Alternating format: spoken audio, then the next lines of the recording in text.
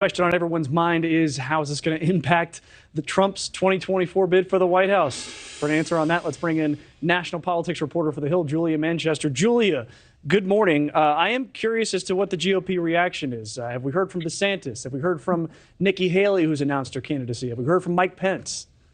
Yeah, good morning, Mitch. Yes, we have heard from these candidates. DeSantis is in a very interesting situation because he is Donald Trump's chief rival or potential chief rival in the 2024 primary because he hasn't officially jumped in. However, he released a statement last night not mentioning Donald Trump by name, but said in that same statement that Florida would not assist with the extradition process if Donald Trump had to be extradited from Florida to New York, because Donald Trump is obviously at Mar-a-Lago in South Florida right now. So, it doesn't look like it's going to come to that. However, Ron DeSantis making himself stance clear on that and very much trying to, appeal to Trump supporters. Their base is very much overlap, while at the same time not necessarily embracing Trump all the way in that statement by not mentioning him by name. Former Vice President Mike Pence, Trump's former vice president, who has a very strained relationship or no relationship at all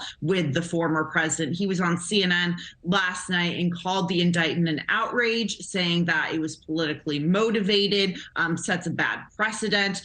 Nikki Haley did not officially release a statement as far as we know. However, she did, her campaign did refer reporters to a video that she tweeted from a Fox News interview she did last week, essentially, making the same point Mike Pence did, suggesting this was politically motivated.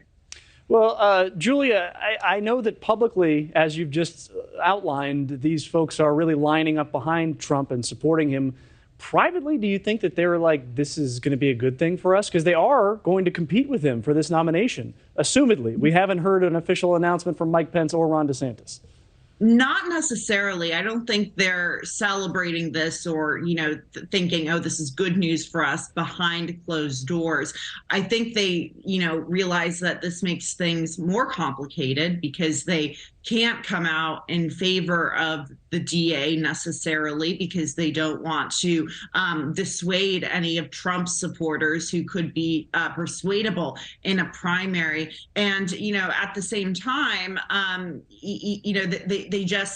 they realize that it just puts them in a very political, hot seat, if you will. For Democrats, it's also very, very, complicated because they don't want to come across as if they're celebrating this or not. But going back to Republicans, I would say they don't necessarily want to come across that they're, celebrating it, because going forward, with this, I think it, like I said, it very much risks turning off a lot of these primary voters. And I think this decision very much could galvanize those voters in favor of Donald Trump. Well, and along those lines, we just heard Joe Khalil mention that there's already been a fundraising email that's been sent out regarding this. It happened within hours of the announcement of the indictment. So let's talk a little bit more about that, this galvanizing impact. Is this actually going to help Trump?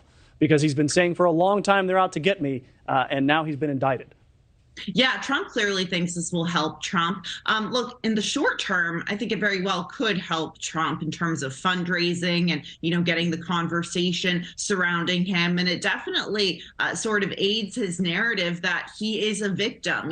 Whatever you think of Alvin Bragg's decision and the decision to indict Donald Trump has been saying for years that he is a victim of the legal and political establishment. And he's going to use this piece of news to try to paint a picture of that and back that up. Now, at the same time, though, I don't know how long that effect will last. I could see it very much helping him in a primary, because I think this is something primary voters would be, upset about. However, it's not necessarily a kitchen table issue here in the United States. It's not impacting Americans day to day when it comes to the economy, healthcare, those issues we talk a lot about. So, I don't know how strong the effect of it will be in the long term. And thanks for watching. Go to newsnationnow.com to find NewsNation in your cable lineup. And don't forget to click the red subscribe button below to get more of NewsNation's fact-based, unbiased coverage.